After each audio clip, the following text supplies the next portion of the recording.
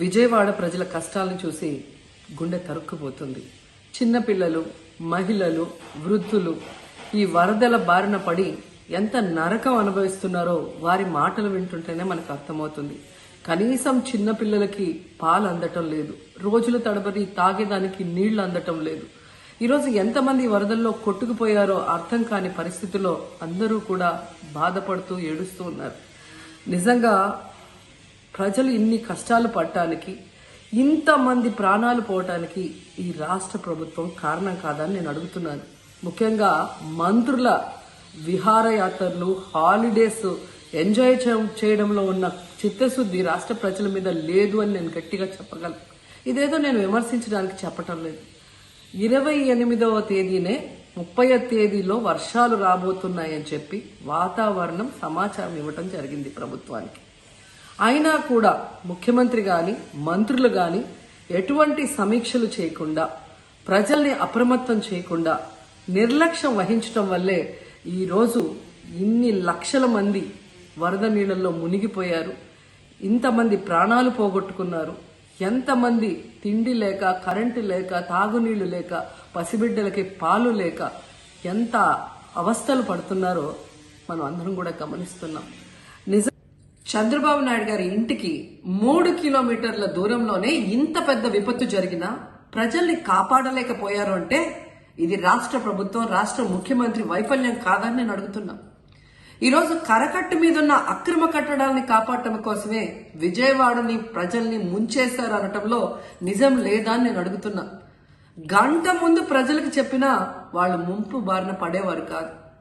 వాళ్ళని అప్రమత్తం చేసి ఒక సేఫ్ అయిన ప్లేస్ కి పంపించున్నా ఈరోజు ఇన్ని లక్షల మంది, దాదాపుగా 3 లక్షల మందికి పైగా 4 రోజుల పాటు కరెంటు లేకుండా, తిండి లేకుండా, చిన్న బిడ్డలకి పాలు లేకుండా ఈ విధంగా నీళ్లలో మునిగి అవస్థలు పడాల్సిన అవసరం లేదు. దురదృష్టం ఏంటంటే ఈ రాష్ట్ర ముఖ్యమంత్రి నుంచి మంత్రుల వరకు ఎప్పుడు ఫ్రైడే వస్తుందా, ఎప్పుడు హైదరాబాద్కి వెళ్దామా, లేదా ఎప్పుడు విహారయాత్రలకు వెళ్దామా అని ప్లాన్ చేసుకోవడంలోనే చిత్తశుద్ధిగా ఉన్నారనేది ఈ 5 రోజులు మీరు చూస్తే మీకే అర్థమవుతుంది. 30వ తేదీ భారీ వర్షాలు వస్తాయని ముఖ్యమంత్రి గారికి, మంత్రులకి 28వ తేదీనే వాతావరణ శాఖ సమాచారం అందించినా ఎటువంటి సమీక్షలు లేదు, ఎటువంటి ముందస్తు జాగ్రత్తలు లేదు, ప్రజల్ని కాపాడాలన్న చిత్తశుద్ధి లేదు అనేది స్పష్టంగా అర్థమవుతుంది. ఎందుకంటే ఈ రోజుటి వరకు 4-5 రోజులు ప్రజలకి తిండి అందించడంలో ఈ ప్రభుత్వం విఫలమైంది. కనీసం ఇది జరిగినప్పుడు సీఎం గారు పనిచేయట్లేదు, వయసు అయిపోయింది.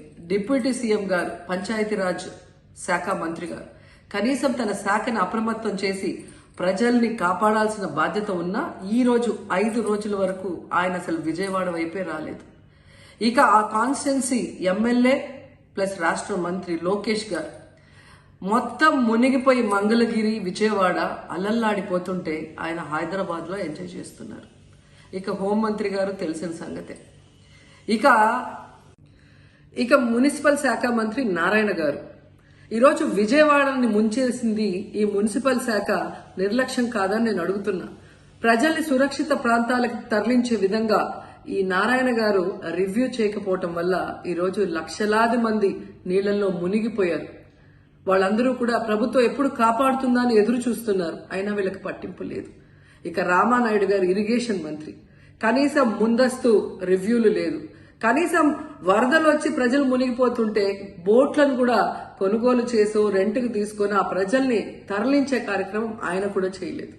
ఇక ఎప్పుడు వరదలు వచ్చినా, భారీ వర్షాలు వచ్చినా ముఖ్యమైన శాఖ రెవెన్యూ శాఖ.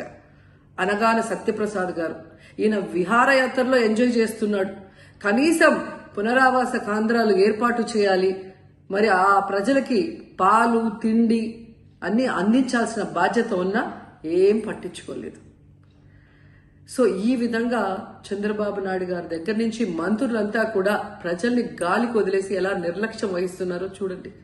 ఇప్పటికైనా వాళ్ళు కళ్ళు తెరిచి ప్రజల్ని కాపాడండి అని చేతులెత్తి నమస్కరిస్తున్నా.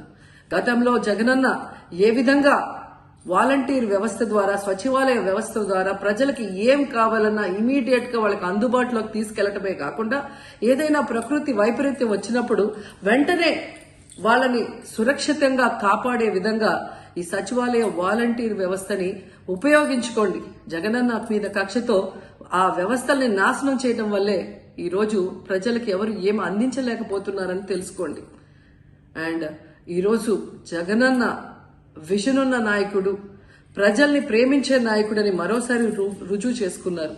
ఆయన కట్టించిన ప్రొటెక్షన్ వాళ్ళు లేకపోతే ఇంకా 1,50,000 పైగా కుటుంబాలు మునిగిపోయే ప్రమాదం ఉండేది.